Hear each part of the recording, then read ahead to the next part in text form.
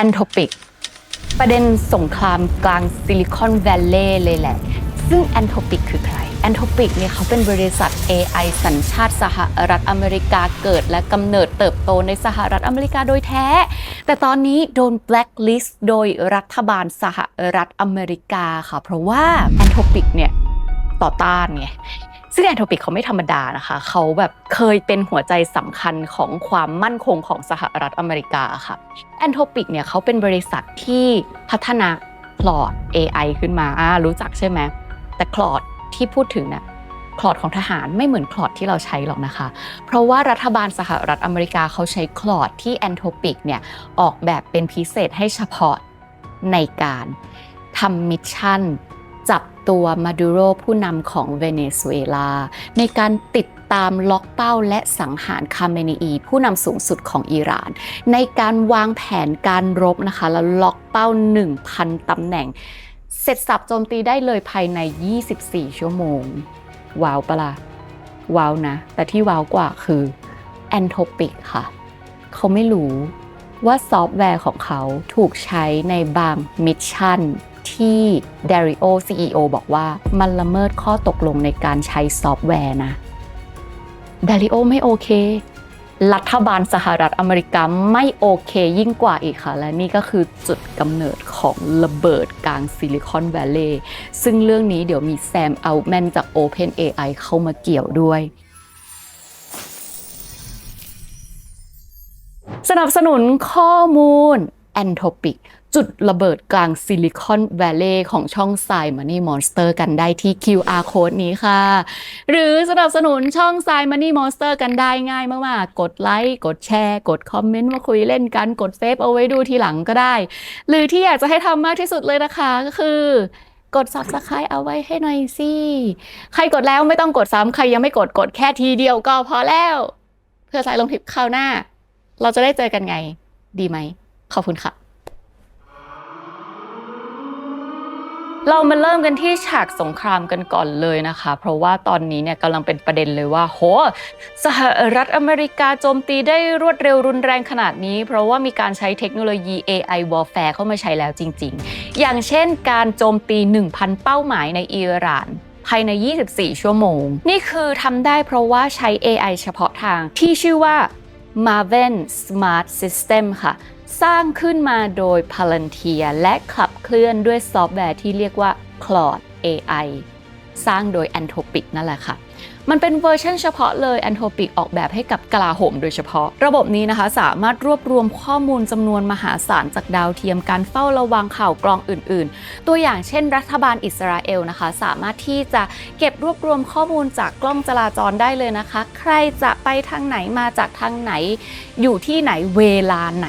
ซึ่งข้อมูลที่ดึงมาทั้งหมดนี้นะคะใช่มันเยอะมากๆค่ะเยอะถึงขนาดที่เรียกว่าจะทะเลหรือมหาสมุทรข้อมูลก็ได้นะคะซึ่งถ้าเกิดว่าเป็นปกติไม่มี AI ใช้คนในการประมวลผลแล้วก็มันก็คงต้องใช้เวลาทั้งชาติแต่ด้วยการที่มี AI การประมวลผลทั้งหมดออกมานั้นรวดเร็วทันใจ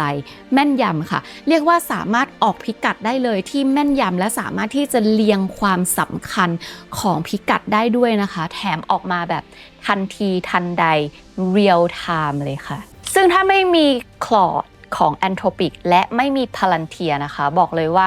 อะไรใดๆในการรวบรวมข้อมูลและประมวลผลที่ทรายเล่าให้ฟังเมื่อกี้จะต้องใช้เวลาเป็นสัปดาห์เผลอๆสัปดาห์เดียวก็จะเอาไม่อยู่ด้วยแต่นี่คือสามารถทำทุกอย่างได้แบบ real time แปลว่ากองทัพสหรัฐอเมริกากำลังใช้ AI ในการเร่งความเร็วของสงครามและทำให้สามารถใช้คนจำนวนนิดเดียวเนี่ยแทนคนทั้งกองทัพได้จริงๆแล้วนะคะตามรายงานของ Georgetown University ค่ะระบบนี้เนี่ยสามารถทำให้หน่วยปืนใหญ่เพียงหน่วยเดียวที่มีทีมงานแค่20คนนะคะสามารถทำงานได้เหมือนมีเจ้าหน้าที่ไปเลย 2,000 คนเห็นปะคนนิดเดียวแทนกองทัพเรื่องจริงแล้วจ้ะและระบบ Maven Claude เนี่ยยังมีบทบาทสำคัญในการจับตัวนิโคลัส มาดูโรผู้นำของเวเนซุเอลาด้วยปัญหาคือ Anthropic ค่ะเขาบอกว่าเขาไม่ทราบว่าซอฟต์แวร์ของเขาถูกใช้ในมิชชั่นนี้ขีดเส้นใต้ตรงนี้เลยนะที่ Anthropic บอกไม่ทราบว่าซอฟต์แวร์ของฉันถูกใช้ในมิชชั่นนี้เพราะนี่คือจุดกำเนิดการแตกคอกันระหว่าง Anthropic และเพนตากอนค่ะ อีมิลไมเคิลอดีตผู้บริหารระดับสูงของเพนทากอนเล่าให้ฟังนะคะว่าจุดเริ่มต้นมันก็คือหลังจากที่มีปฏิบัติการจับกลุ่มนิโคลัสมาดูโรค่ะมีผู้บริหารคนหนึ่งของแอนโทปิกเขาโทรไปที่พาลันเทียที่ต้องโทรไปที่พาลันเทียเพราะว่ากองทัพสหรัฐเนี่ยเขาซื้อบริการผ่านพาลันเทียใช่ไหมคะแอนโทปิกจะโทรไปก็เลยจะต้องโทรไปถามที่พาลันเทียและผู้บริหารของแอนโทปิกถามพาลันเทียเลยนะคะว่าซอฟต์แวร์ที่แอนโทปิกเป็นคนพัฒนาหรือว่าคลอดเนี่ยถูกใช้ในมิชชั่นในการจับกลุ่มนิโคลัสมาดูโรหรือเปล่าซึ่งไอ้ข้อมูลนี้มันเป็นข้อมูลลับและใช่สิ่งที่แอนโทปิกกำลังถามคือกำลังพยายามถามหาข้อมูลลับที่พาลันเทียตอบไม่ได้พาลันเทียตอบไม่ได้ไม่เป็นไรแต่สิ่งที่แอนโทปิกพูดก็คือไม่รู้นะว่าใช่หรือเปล่าแต่ถ้าใช้อ่ะนี่มันอาจจะเป็นการละเมิดข้อกำหนดในการใช้ซอฟต์แวร์ของเราอยู่นะแล้วถามว่าถ้าใช้จริงๆอ่ะแอนโทปิกจะไม่รู้หรอเหมือนแบบกูเป็นคนพัฒนาขึ้นมาเองกูรู้ดีว่ามึงใช้อ่ะซึ่งตอนนั้นพาลันเทียเขาก็คงตกใจมาค่ะก็เลยโทรไปเพื่อที่จะแจ้งข้อมูลให้กับไมเคิลทราบว่าเกิดอะไรขึ้นทางไมเคิลก็เลยคิดว่าถ้าเกิดว่าแอนโทปิกเกิดต่อต้านขึ้นมาไม่ร่วมมือในการกระทำของกองทัพสหรัฐขึ้นมาจริงๆแล้วถ้ามันมีความเป็นไปได้ว่าอยู่ๆคนพัฒนาซอฟต์แวร์เกิดแบบตัดไม่ให้ใช้แล้วในการปฏิบัติการเกิดซอฟต์แวร์ล่มหรือในการออกคำสั่งไปแล้วคำสั่งถูกปฏิเสธอย่างเงี้ยนั่นคือความเสี่ยงที่จะทำให้คนที่อยู่ในปฏิบัติการหรือว่าเจ้าหน้าที่ของกองทัพสหรัฐอเมริกาที่อยู่ในภารกิจนั้นตกอยู่ในอันตรายทันทีนะไมเคิลเขาก็เลยไปรายงานกับพีทเฮดเซกรัฐมนตรีว่าการกระทรวงสงครามของสหรัฐอเมริกาค่ะตอนนั้นผู้นำเพนทากอนก็เลยคิดเลยว่าหรือตอนนี้เนี่ยพวกเรากองทัพสหรัฐเนี่ยกำลังอยู่ในความเสี่ยงที่ใช้ผู้พัฒนาซอฟต์แวร์คนเดียวหรือเปล่าเพราะนี่มันหมายความว่าเราไม่มีทางเลือกเลยนะถ้าเกิดว่าคนที่พัฒนาซอฟต์แวร์คนนี้เกิดต่อต้านเราขึ้นมาแล้วเขาปฏิเสธการให้บริการกระทันหันหรือแบบมีคนวางยาลงไปในซอฟต์แวร์ทำยังไงหรือมีคนเข้าไปแบบอยู่ๆแบบทำอะไรก็ไม่รู้และทำให้คำสั่งของเรามันไม่ได้ผลนะนี่คือความเสี่ยงที่ใหญ่เกินไปกองทัพไม่โอเคซึ่งตอนนี้จะบอกว่าไอ้ระบบ AI warfare ที่ใช้ในสงครามไม่ได้มีแค่ที่สหรัฐอเมริกาแล้วนะคะเพราะว่าปีที่ผ่านมานี้เองนาโต้ก็เพิ่งจะเซ็นสัญญากับพาลันเทียไปแล้วก็มีระบบเซิร์ฟเวอร์เวอร์ชันของตัวเองประมาณเดียวกับ Maven Cloud อย่างนี้ออกมาเหมือนกันโอเคเล่ามาถึงณจุดนี้เราจะเข้าใจแล้วว่าทางแอนโทปิกคิดยังไงคือแอนโทปิกไม่โอเคกับการที่รัฐบาลสหรัฐอเมริกาจะใช้ซอฟต์แวร์ของเขาในการปฏิบัติการอะไรบางอย่างที่เขาคิดว่ามันละเมิดเงื่อนไขการใช้งานนะส่วนรัฐบาลสหรัฐอเมริกาเองก็ไม่โอเคเหมือนกันค่ะถ้าแอนโทปิกหรือว่าบริษัทเอกชนใดๆจะมาบอกว่ากองทัพทำอะไรได้หรือทำอะไรไม่ได้เพราะมันเป็นความเสี่ยงเกินไปในการปฏิบัติภารกิจด้านความมั่นคงของประเทศกระทรวงกลาโหมสหรัฐอเมริกานะคะเขาก็เลยตัดสินใจออกมาประกาศอย่างเป็นทางการไปเลยค่ะว่าจากนี้ไปนะแอนโทปิกยูไม่ร่วมใช่ไหมยูจะต่อต้านใช่ไหมเพราะฉะนั้นจากนี้ไปแอนโทปิกยูคือความเสี่ยงด้าน supply chain ไปเลยซึ่งตำแหน่งนี้เป็นตำแหน่งที่เรียกว่าร้ายแรงมากนะคะปกติแล้วเนี่ยจะใช้แค่เฉพาะกับศัตรูทางตรงที่เป็นประเทศตรงข้ามแบบตรงๆเท่านั้นเลยอย่างเช่นคนที่โดนหัวเว่ยของจีนอะไรอย่างเงี้ยซึ่งก็ดูสมเหตุสมผลนะเพราะว่าในการที่รัฐบาลสหรัฐอเมริกาจะแปะป้ายว่าบริษัทนี้คือความเสี่ยงด้าน supply chain เพื่อที่จะป้องกันค่ะไม่ให้บริษัทนั้นเนี่ยเข้ามาแทรกแซงทางการทหารสามารถเข้ามาก่อวินาศกรรมแทงข้างหลังหรือว่าใช้ไซเบอร์วอร์แฟร์กับบริษัทของสหรัฐอเมริกาได้ซึ่งตำแหน่งความเสี่ยงทางด้าน supply chain มันเท่ากับ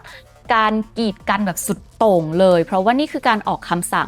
ห้ามไม่ให้กองทัพสหรัฐอเมริกาหรือว่าผู้ค้าที่เกี่ยวข้องกับกลาโหมหรือว่าเจ้าหน้าที่อะไรใดๆก็ตามที่เกี่ยวข้องกับรัฐบาลของสหรัฐอเมริกาคือ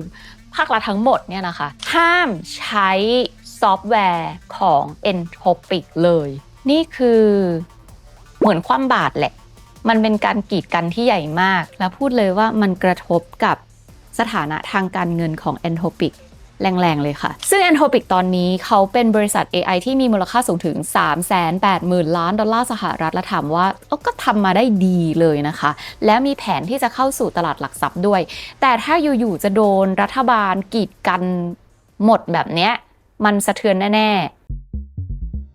ๆพอ Anthropic สะเทือนใช่ปะเราต้องรู้ด้วยนะว่า Anthropic เนี่ยเขาแยกตัวออกมาจาก OpenAI เพราะฉะนั้น Anthropic เนี่ยมันคือคู่แข่งคนหนึ่งของ OpenAI เลยค่ะเพราะฉะนั้นไอ้จังหวะที่แบบ Anthropic กำลังแตกคอกับรัฐบาลของสหรัฐอเมริกาเนี่ยนะคะเขาเรียกว่าจังหวะชุลมุนเขาโบ๊ะบะมากๆในเวลานั้นนะคะอยู่ๆเนี่ย Anthropic บอกว่ารับไม่ได้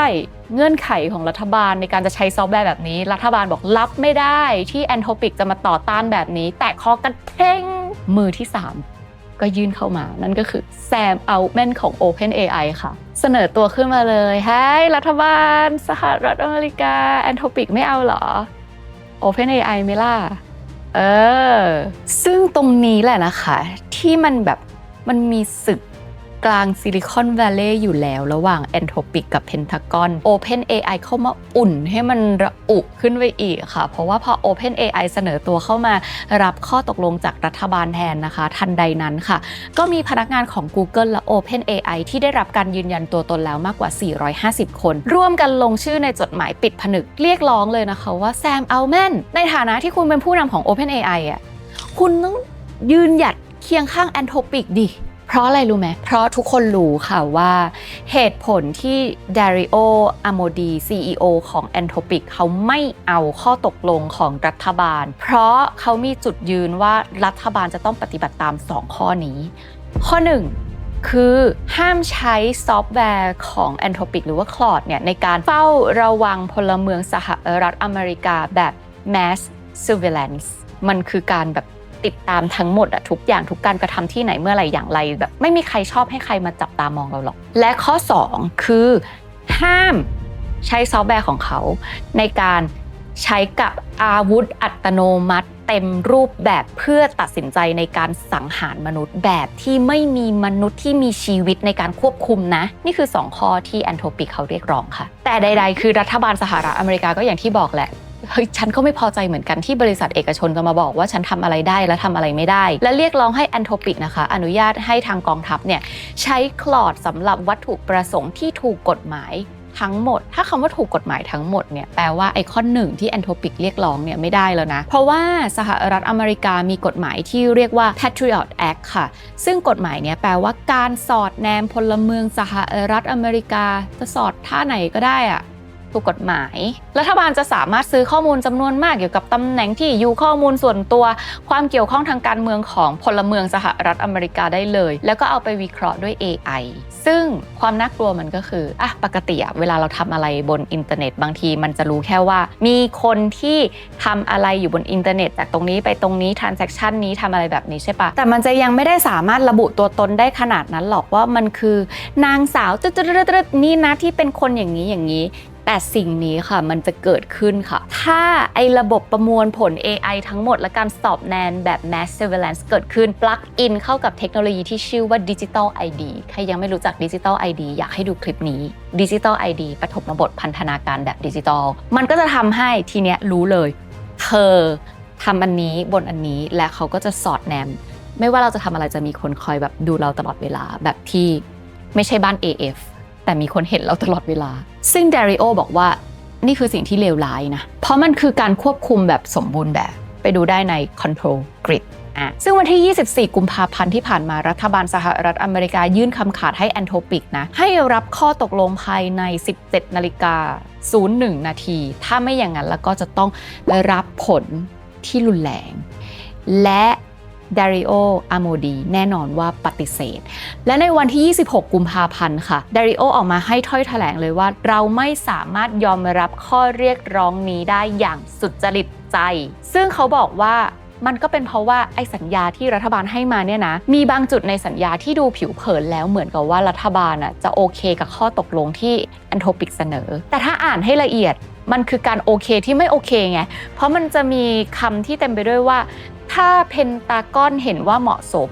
หรือทำอะไรก็ได้ตามกฎหมายดาริโอก็เลยบอกว่าก็เพราะแบบเนี้ยเราก็เลยยอมไม่ได้ไงกลับมาที่แซม อัลต์แมนในฐานะคนที่แบบ อุ่นไฟให้มันแบบร้อนแรงกว่าเดิมเพราะว่ามันแทบจะไม่มีใครเชื่อเลยนะคะว่าไอ้สัญญาที่แซมอัลแมนเนี่ยตกลงทำกับรัฐบาลไปมันปลอดภัยสำหรับฝั่งประชาชนซึ่งแซมอัลแมนเนี่ยจริงๆเขาก็แบบมีการโพสต์ลงไปในโซเชียลมีเดียส่วนตัวเหมือนกันนะคะว่าดีลระหว่าง OpenAI กับรัฐบาลนี่คือหลักการเดียวกันเลยกับที่ Anthropic เขาแบบต้องการคือไม่มีการเฝ้าระวังพลเมืองแบบ mass surveillance แล้วก็ไม่มีการอนุญาตให้ใช้อาวุธอัตโนมัติแบบที่ไม่มีคนควบคุมแล้วบอกเลยว่ากระทรวงกลาโหมก็เห็นด้วยกับหลักการนี้นะสะท้อนลงมาในกฎหมายและนโยบายถูกบรรจุในข้อตกลงอะไรเรียบร้อยแล้วแต่ด้วยความที่สัญญามันเร่งจัดเลยอะถ้ามันได้จริงๆ Anthropic ก็ต้องตกลงไปแล้วดิแต่ OpenAI มาถึง2 วันตกลงสัญญาเสร็จสับเรียบร้อยเลยด้วยดีลที่เร็วขนาดนี้มันก็เลยมีคนแบบไม่เชื่อไงว่าแบบเฮ้ยแน่หรอทำให้เกิดเป็นกระแสตอบโต้กลับมาจากสาธารณะที่รุนแรงมากเลยนะคะไม่ว่าจะเป็นการเปิดตัวประท้วงแบบคนลงมาประท้วงเลยที่ซานฟรานซิสโกหรือว่าแฮชแท็กดังที่เป็นแฮชแท็ก QuitGPT ค่ะมียอดวิวบน Instagram แบบ36 ล้านวิวแล้วก็มีคนมาร่วมบอยคอตนะคะมากกว่า4 ล้านคนบนการลงทะเบียนในเว็บไซต์ quitgpt.org แล้วก็เป็นกระแสแบบขึ้นมาเลยแบบ unsubscribe ChatGPT แบบนี้ซึ่งเอาจริงๆนะเราพูดถึงความเข้าใจต่อ Anthropic ไปแล้วเราพูดถึงความเข้าใจต่อรัฐบาลสหรัฐอเมริกาไปแล้วแซมอัลแมนเดี๋ยวทรายว่าเราต้องพูดถึงความเข้าใจของแซมอัลแมนด้วยนะและในฐานะที่เราเป็นช่อง Money Monster เนาะเราจะพูดถึงเรื่องการเงินนี่แหละเพราะว่าถามว่าทำไมแซมอัลแมนเขาถึงจะต้องแบบรีบวิ่งเข้ามาฮุบดีลนี้ขนาดนี้ดูหิวมากเพราะว่าอะไรเพราะว่า OpenAI นะกำลังเผชิญปัญหาหลายอย่างค่ะแต่ที่หนักคือปัญหาการเงินเพราะแค่ไตรมาสที่ผ่านมาไตรมาสเดียว OpenAI ขาดทุน 12,000 ล้านดอลลาร์สหรัฐนี่ยังไม่รวม Fixed Cost ค่า Data Center ที่ OpenAI ไปแบบตกลงทำสัญญาไว้ว่าจะต้องมีการจ่ายสูงถึง1 ล้านล้านดอลลาร์สหรัฐนี่ยังไม่รวมคดีความอะไรใดๆที่ไปแบบตีกับอีลอนมัสก์อยู่แบบที่จะต้องจ่ายอีก100,000 กว่าล้านดอลลาร์สหรัฐมีผู้บริหารลาออกเทียบมีสื่อออกมาคาดการณ์ว่าเฮ้ยเดี๋ยวปี 2027 หรือว่าปีหน้า OpenAI หมดเงินแน่อะไรอย่างเงี้ยซึ่งด้วยความที่แซมก็คือแซมนะคะเขามีสกิลการอยู่รอดที่แบบปังก็เลยทำให้แซมเนี่ยไม่ว่าจะด้วยดวงหรือด้วยสกิลหรืออะไรก็ตามก็ไปงับดีลนี้ได้จากรัฐบาลของสหรัฐอเมริกาแปลว่าเงินจากรัฐบาลตรงเนี้ยมาสู่แซมอัลแมนหรือว่า OpenAI เนี่ยจะทำให้ OpenAI มีโอกาสที่จะรอดได้แต่คนอื่นรอดไหมอันนี้ไม่รู้ซึ่งไอตอนนั้นน่ะณจุดที่ OpenAI คือแซมอัลแมนมีการเริ่มเข้าไปตกลงเจรจากับรัฐบาลของสหรัฐอเมริกามันมีจุดที่ทำให้แบบทรายเองก็ตกใจเหมือนกันนะมีคนหลายคนตกใจเหมือนกันเพราะว่านาทีนั้นค่ะเดริโอ CEO ของ Anthropic อะตบเท้าเข้าไปคุยกับรัฐบาลของสหรัฐอเมริกาเหมือนกันเราก็คิดว่าเฮ้ยเอาแล้วกลับเข้าไปคุยหรือเดริโอก็จะเหมือน CEO คนอื่นๆว่าจะกลับคำเปล่าเพื่อรักษาผลประโยชน์ของบริษัทไหมจะแบบกลืนน้ำลายตัวเองเปล่าตอนนั้นพูดเลยก็กลัวเหมือนกันซึ่งผลปรากฏออกมานะคะว่าใช่เดริโอเข้าไปคุยกับรัฐบาลของสหรัฐอเมริกาเพื่อรักษาผลประโยชน์ของบริษัทจริงแต่ไม่ใช่ด้วยวิธีการยอมกองทัพสหรัฐเลยค่ะเพราะสิ่งที่เดริโอทำนะคะก็คือฟ้องกลับรัฐบาลสหรัฐอเมริกาค่ะบอกว่าการกระทำของรัฐบาลสหรัฐอเมริกามันผิดกฎหมายก็เลยยื่นฟ้องไปหลายข้อเลยนะคะไม่ว่าจะเป็นการละเมิดสิทธิเสรีภาพในการแสดงความคิดเห็นการที่กระทำโดยไม่มีขั้นตอนยุติธรรมหรือว่า due process ก่อนที่จะ blacklist ใส่ Anthropic รัฐบาลใช้อำนาจเกินขอบเขตเป็นเหตุให้สูญรายได้หลากหลายพันล้านดอลลาร์สหรัฐค่ะซึ่งดูมาถึงตรงนี้เนี่ยบางคนดูมาตั้งแต่ต้นอาจจะคิดอย่างนี้นะว่าอุ๊ยคลอดของ Anthropic นี่มันทำได้ขนาดนี้เลยเหรอแบบใช้วางแผนลบติดตามกันแบบทำนู่นนี่นั่นแล้วแบบเป็นส่วนหนึ่งในการจับตัวผู้นำประเทศได้เลยเหรอเอาไปทำบ้างไหมเช่นแบบมีอยู่วันหนึ่งใจอ่านข่าวนี่ก็นั่งคุยกับพ่อคลอดมันทำได้ขนาดเนี้ยไอ้กระรอกที่มันมาขโมยกินมะม่วงหลังบ้านแล้วเนี่ยนะเดี๋ยวเราลองใช้คลอดในการติดตามมันไหมถ้าจับได้นะเดี๋ยวเอาทั้งแผงมาใส่ชุดชิปมังให้หมดเลยมะม่วงเราปลูกแต่ไม่ได้กินพวกนี้ต้องโดนทำโทษคิดแหละแต่ไม่ได้ทำเพราะว่าคลอดของที่ ทหารใช้กับคลอดที่พลเรือนใช้คนละเรื่องกันเลยอันนี้ก็คือไปดูสัมภาษณ์ของ CEO Anthropic ก็คือ Dario คนเดิมนั่นแหละเขาบอกเลยนะคะว่า Anthropic เนี่ยเขามีการออกแบบคลอดสำหรับกองทัพสหรัฐเพื่อความมั่นคงของชาติโดยเฉพาะขึ้นมาเลยเป็นบริษัทแรกเลยที่ทำแบบนี้และวิธีการที่กองทัพใช้เนี่ยนะอย่างสมมติว่าถามคำถามไป1คำถามอะใช้ Data Center ทั้งหลังเลยเพื่อประมวลผลและตอบคำถามเดียวแต่กลับกันค่ะอย่างเช่นคลอดที่ใช้กับพลเรือนทั่วๆไปคือ Data Center หลังหนึ่งแบ่งกันใช้ประมวลผลกับคนแบบเป็น100 ล้านคน100 ล้านคำถามอะไรอย่างนี้เพราะฉะนั้นคลอดของทหารกับคลอดของพลเรือนต่างกันราวฟ้ากับเหวเอามาเทียบกันไม่ได้นะจ๊ะแต่ใดๆถึงแม้ว่า Dario จะบอกว่าโอเคมีการออกแบบ AI ซอฟต์แวร์สำหรับการทหารขึ้นมาโดยเฉพาะแต่ Dario CEO ของ Anthropic เขาพูดเองเลยนะว่าแต่เทคโนโลยี AI ยังไม่พร้อมกับการทหารบางอย่างเช่นระบบอาวุธอัตโนมัติแบบไม่มีมนุษย์ควบคุมไม่พร้อมซึ่งความเสี่ยงที่มันเกิดขึ้นตอนนี้ก็คือคนที่เข้ามาแทน Anthropic คือ OpenAI ใช่ปะความเสี่ยงก็คือ ChatGPT จะทำได้ดีเท่า Claude ที่ผ่านมาไหมหรือเราไม่รู้เลยว่า AI เนี่ยนะที่มันเอามาใช้บริหารจัดการการลบอะ CEO Anthropic เองยังบอกว่ามันไม่ได้พร้อมไปหมดสำหรับทุกๆอย่างแล้วถ้า AI ทำพลาดในสมรภูมิลบซึ่งมันเป็นความเสี่ยงหรือว่ามันเป็นความรุนแรงที่ใหญ่อยู่แล้วความผิดพลาดนั้นมันอาจจะหมายถึงโศกนาฏกรรมที่ใหญ่เกินกว่าที่เราจะจินตนาการได้ก็ได้หรือเปล่า